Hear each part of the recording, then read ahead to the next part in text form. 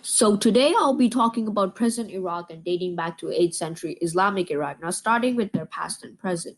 Foreign policy. Back then in the 8th century, the empire allowed anyone Muslim to be a citizen and those who converted as well.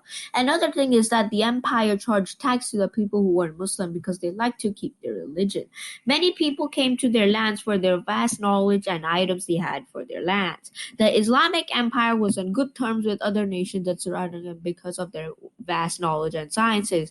They advanced more than any other group. This lasted for over 4 centuries till the fall of the empire.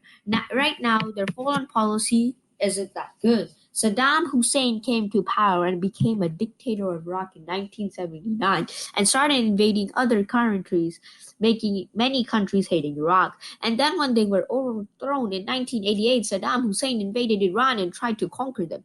They were going good at first, but then later got kicked out of Iran from Iranian troops. Their policy started going bad from the start of 2000. After this situation, civil war broke out and militias formed.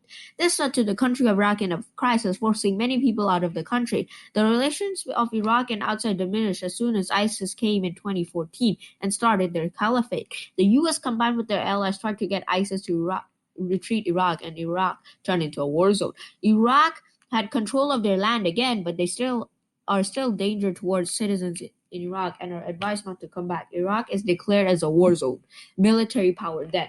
It doesn't say how many troops the Islamic Empire had, but in 630 AD, when Muhammad invaded Mecca, he marched with 10,000 troops. So when he started conquering land, you can assume he had a massive army. That is why they outclassed so many lands and tribes. In military during the 8th century was well disciplined and had a great commanders to lead them. When the Islamic Empire started conquering lands during the 7th century, it had an advantage because the current empires were militarily exhausted and it was an easy third party for the Islamic Empire to take both empires for themselves. And the people favored them because the Islamic government allowed them to keep their religion while the other two didn't. Their reason to fight and conquer was to expand Islam and defend it.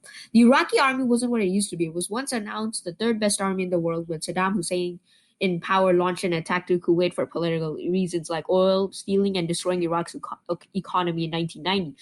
Soon the U.S. troops backed with its allies attacked Iraq in May 1st, 2003 and destroyed Iraqi military. This destroyed the army by half as they were trying to protect their country and were heavily outmanned and outgunned. Then it was left on there trying to get back to save their reputation at a stake for Islam.